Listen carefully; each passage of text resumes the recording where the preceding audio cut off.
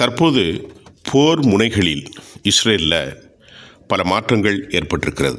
குறிப்பாக அமெரிக்காவுடைய தேர்தல் முடிந்த பிறகு அமெரிக்காவினுடைய புதிய அதிபராக தேர்வு செய்யப்பட்டிருக்கக்கூடிய டொனால்ட் ட்ரம்ப் முழுமையான ஆதரவை தருவார் என்று ஊடகங்களில் இஸ்ரேலுக்கான ஆதரவை அவர் உறுதியாக தருவார் என்றெல்லாம் சொல்லப்பட்ட நிலையில் அமெரிக்கா தற்போது இந்த போர் நடவடிக்கைகளை ரொம்ப கவனமாக உன்னிப்பாக கவனித்து வருகிறது.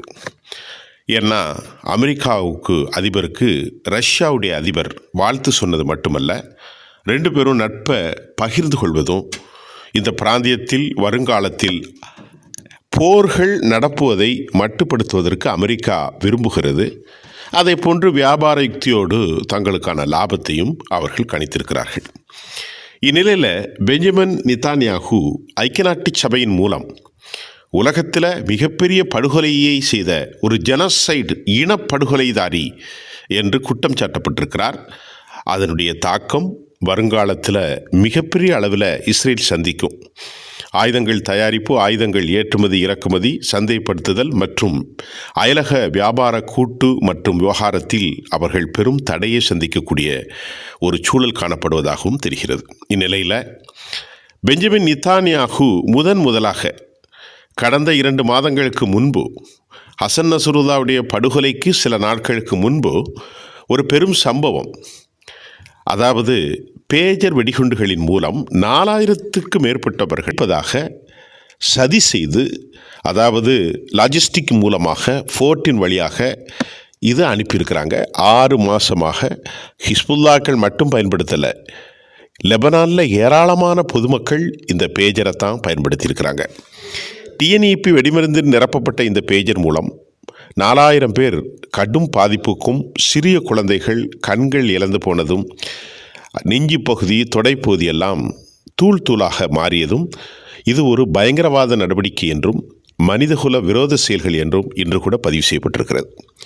ஆனால் இதுக்கு தமக்கு எந்த சந்தேகமும் இல்லாமல் இஸ்ரேல் தான் குற்றச்சாட்டு வைத்த போதும் இஸ்ரேல் இதுவரை மௌனியாக இருந்தது. ஆனால் முதலாக என்னுடைய உத்தரவின் அடிப்படையில் தான் இந்த டிஎன்இபி வெடிகுண்டு மருந்தை பேஜர் மூலம் ஹோபன் கேக்கனில் வைத்து அதை எப்படியோ செய்து ஹிஸ்புல்லாவுக்குள்ளே நாங்கள் அனுப்பணுங்கிறத அவர் முதலாக இந்த ஸ்டேட்மெண்ட்டை சொல்லியிருக்கிறாரு.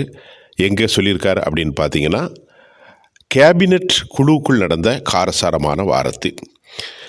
இந்நிலையில் தற்போது இது ஒரு பெரும் சர்ச்சையாக ஆக்கப்பட்டிருக்கிற நிலையில் பெஞ்சமின் நெதன்யாகு மீது ஊழல் குற்றச்சாட்டுகள் பதிவு செய்யப்பட்ட அந்த வழக்கு இப்பொழுது ட்ரையலில் இருக்கிறது. இந்த வழக்கு நடைபெறக்கூடிய ஒரு சூழ்நிலையில் அவர் சாட்சி சொல்வதற்கு வர வேண்டும்.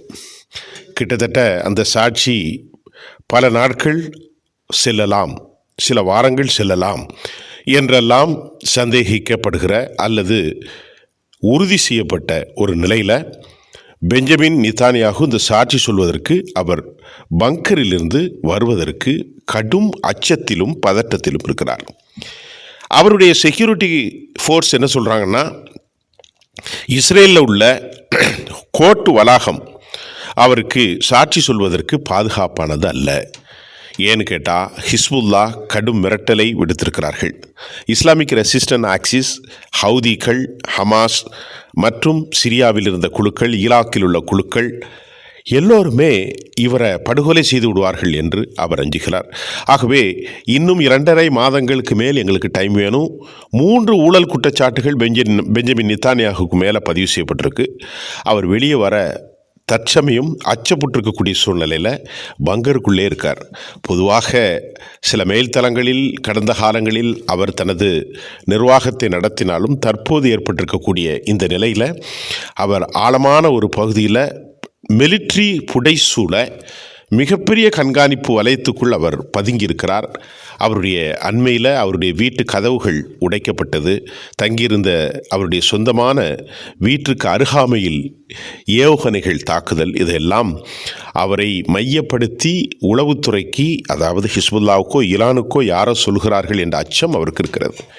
ஒரு குறிப்பிட்ட நாளில் நீங்கள் பார்த்தீங்கன்னா, இது மாதிரி தலைவர்களுக்கு பக்கத்தில் இருக்கக்கூடிய தன் மீதே நம்பிக்கை இல்லாமல் போயிடும். அதுதான் அவருக்கு நடக்குது. எந்த எதிரி ஐடிஎஃப்லிருந்து தன்னை உருவாகி காட்டி கொடுத்து படுகொலை செய்து விடுவானோ அப்படிங்கிற அச்சத்தில் தான் பெஞ்சமின் நெதன்யாகு பங்கர்லேருந்து வெளியே வர மறுக்கிறாரு. அவருடைய பையன் கல்யாணத்தை இப்போ இல்லை, இனி எப்பவுமே நடத்த முடியாங்கிற லெவலில் அது எப்போ நடக்குங்கிறது தெரியாத அளவுக்கு ஒரு லாங் டைம் ஒரு அடிப்படையில் நீட்டிப்பு செய்திருக்கிறார்கள். திருமணத்தும் இப்பொழுது நடக்காது. இச்சூழ்நிலையில் இந்த டிஎன்இபி மருந்தை வைத்து பேஜரின் மூலம் ஹிஸ்புல்லாவை தாக்குறோம் என்று லெபனானில் ஏராளம் பேர் 40 பேர் படுகொலை செய்யப்பட்டதற்கும் பல்லாயிரக்கணக்கான பேர் ஊனமுட்ட நிலையில் மாறுவதற்கும் காரணமாக நாங்கள் தான் இருந்தோம் என்பதை முதலாக வார் கேபினெட்ஸ் அல்லது அவருடைய போர்ட்போலியோவில் நடந்த கூட்டத்தில் முதலாக பெஞ்சமின் நெதன்யாகு ஒப்புக்கொண்டிருக்கிறார். அவர் மீது வைக்கப்பட்ட 3 ஊழல் குற்றச்சாட்டுகளுக்கும் சாட்சி சொல்ல வரமாட்டேன், இன்னும் 2.5 மாதங்கள் கேட்டிருக்கிறார். எந்த நிலையிலும் எனது உயிருக்கு, எனது உடலுக்கு, எனது மனம் சம்மதிக்கவில்லை, நான் பதுங்கு குழியிலிருந்து வெளியே வரமாட்டேங்கிறதுல அவர் உறுதியாக இருக்கிற தகவலும் தற்போது கிடைத்திருக்கிறது.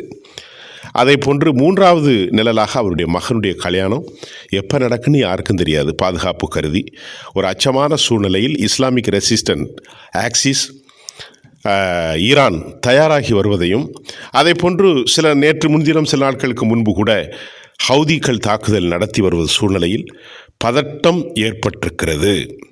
அடுத்தடுத்த செய்திகளோடு நாம் உங்களை சந்திப்போம்.